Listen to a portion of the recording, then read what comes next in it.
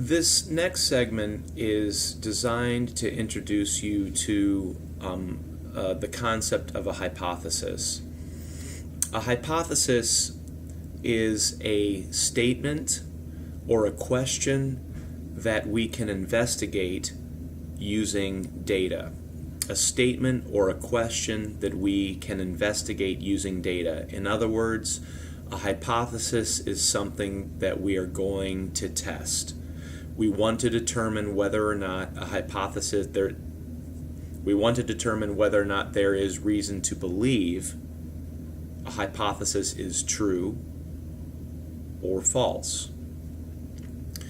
Now, this week is all about t-tests for one sample. Next week we'll deal with t-tests for two samples, but this week we're dealing with t-tests for one sample. What that means is that we will be taking information from one group of scores, one sample. We're going to take information, specifically we're going to take a mean. We're going to take a mean, or we're going to take information from one group of scores or one sample, and remember, samples contain error, one sample, and we're going to compare that information or that mean to an assumed parameter, right? A population mean, a given mean. Okay, that's all that a t-test for one sample is. Taking information from one sample, one group of scores, calculating a mean, and then comparing that mean to an assumed parameter, a given mean. Because we don't often know parameters, right? Because parameters come from populations, and we are not often working with populations. However, because of things like census data and other very large aggregate data collection efforts, we like to think that we have parameters. We like to think that we have true knowledge on what the actual mean or average is. But that's a conceptual or philosophical issue that we'll deal with later. I have a few examples of hypotheses that I want to share with you to show you what I mean. First of all, hypotheses come in pairs. And the pairs that they come in, I've lost my marker. The pairs that they come in are known as the research hypothesis and the null hypothesis, first of all right? H sub 1 is known as the research hypothesis, and it is a statement about a phenomenon or a statement that we want to investigate. Every research hypothesis has a corresponding null hypothesis, H sub 0. H sub 1, research hypothesis, H sub 0, null hypothesis. And as you'll see in a little bit, research hypotheses and null hypotheses are quite similar. As I mentioned, they come in pairs. They're sort of like yin and yang, almost literally. One is a statement in the affirmative, one is a statement in the negative. The null hypothesis is the hypothesis that we test. All right?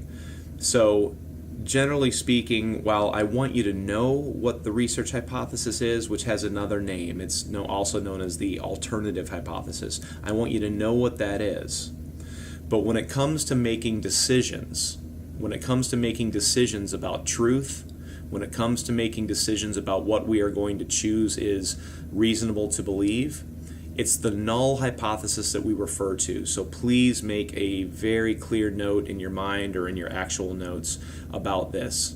While it's important to know what the research hypothesis is, it is the null hypothesis, H sub 0, that we refer to, that we talk about, and that we test directly. It is the null hypothesis that we refer to, that we talk about, and that we test directly. So let's look at a couple of examples of of research hypotheses and null hypotheses, and I want to talk about these in turn.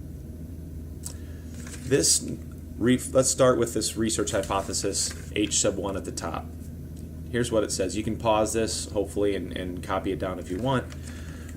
The research hypothesis states the following. UMKC, I'm going to break this down, so please pay close attention. UMKC athletes, all right, that represents a subgroup of people, right? UMKC athletes. UMKC athletes will have a significantly different GPA than the average for all student athletes. All. What does all mean? The population. UMKC athletes will have a significantly different GPA than the average for all student athletes, which is 2.7. So let's look at what we have here in the research hypothesis. UMKC athletes, that's our sample, that's our subgroup, our sample. UMKC athletes will have a significantly different. Now that's really important to keep in mind. I used the word significantly. I didn't just say different. Do you know why I didn't just say different? Because any time that we have a sample, that sample is going to differ from the true population mean. That's a concept we've been through in previous segments, so hopefully that's an idea that you're somewhat familiar with. Anytime we have a sample, it's going to be different than the assumed population mean. Why? Because of error, because our samples contain error. So instead of just saying different, I said significantly different. UMKC athletes will have a significantly different GPA than the average for all student athletes, which is 2.7.